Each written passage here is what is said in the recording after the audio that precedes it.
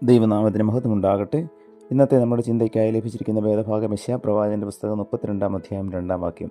ഓരോരുത്തൻ കാറ്റിനൊരു മറവും പിശറിന് ഒരു സങ്കേതവുമായി വരണ്ട നിലത്ത് നീർത്തോടുകൾ പോലെയും ക്ഷീണമുള്ള ദേശത്ത് ഒരു വൻ പാറയുടെ തണൽ പോലെയും ഇരിക്കും.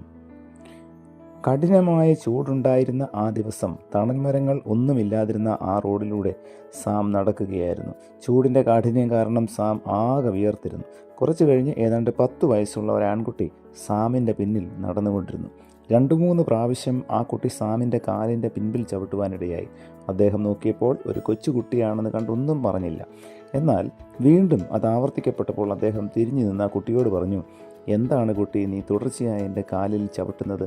കുട്ടി പറഞ്ഞു, "ക്ഷമിക്കണം സാർ, ഭയങ്കര ചൂട് കാരണം ഞാൻ സാറിൻ്റെ തണലിൽ നടക്കുവാൻ ശ്രമിക്കുകയായിരുന്നു." സാം നോക്കിയപ്പോൾ ആ കുട്ടിയുടെ മുഖമെല്ലാം വെയിലിൽ ചുവന്നു തൊടുത്തിരിക്കുന്നു. അവനെയും വിയർത്തൊലിക്കുന്നു. സാം അവനോട് പറഞ്ഞു, "ഓക്കെ, എൻ്റെ തണലിൽ തന്നെ നീ നടന്നുകൊള്ളും." ഒരു കുട്ടിക്ക് കഠിനമായ ചൂടിൽ താൻ അറിയാതെ തന്നെ സാം ഒരു തണലാവുകയായിരുന്നു.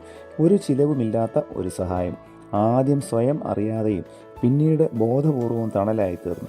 നമ്മുടെ ജീവിതം മറ്റുള്ളവർക്ക് ഒരു തണലായി തീരുക എന്നതത്രേ മഹത്വകരമായ കാര്യം. ഒരു ചിലവുമില്ലാതെ ഏതെല്ലാം വിധത്തിൽ മറ്റുള്ളവർക്ക് തണലും ആശ്രയവുമായി തീരുവാൻ നമുക്ക് സാധിക്കുന്നതാണ്. പക്ഷേ അങ്ങനെ പോലും സഹായം ചെയ്യുവാൻ മനസ്സില്ലാത്ത ധാരാളം ആളുകൾ സമൂഹത്തിലുണ്ട്. അതേസമയം തങ്ങളുടെ കഴിവും സമ്പത്തും ചിലവഴിച്ച് സഹായമായി തീരുവാൻ മനസ്സുള്ളവരുമുണ്ട്. സഹായം നൽകാതിരിക്കുവാനും ധാരാളം കാരണങ്ങൾ കണ്ടെത്തുവാൻ കഴിയും.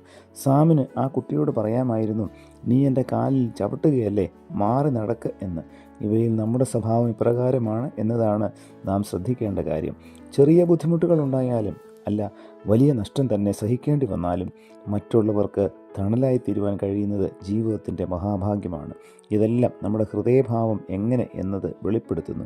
മറ്റുള്ളവർക്കായി ജീവിതം മുഴുവൻ ഒഴിഞ്ഞുവെച്ച കർത്താവിനെ വെളിപ്പെടുത്തപ്പെട്ട ഭാവത്തോടെ ജീവിക്കുവാൻ നമ്മളെ തന്നെ ദൈവകരങ്ങളിൽ സമർപ്പിക്കാം, പ്രാർത്ഥിക്കാം. പ്രിയ കർത്താവേ, ഇന്ന് ലഭിച്ച വചനത്തിനായി നന്ദിയോടെ സ്തോത്രം. കർത്താവെ, കഥയിൽ ഞങ്ങൾ കേട്ടതുപോലെ മറ്റുള്ളവർക്കൊരു തണലായി തീരുവാൻ, മറ്റുള്ളവർക്കൊരു ആശ്രയമായി തീരുവാൻ, എളിയവരെ ആദരിക്കുവാൻ തക്കവണ്ണം ആവശ്യമായ നല്ല മനോഭാവം ഞങ്ങൾക്ക് തന്ന് ഞങ്ങളെ സഹായിക്കണമേ. പുത്രൻ്റെ നാമത്തിൽ പ്രാർത്ഥന കേൾക്കണം പിതാവേ. ആമേൻ.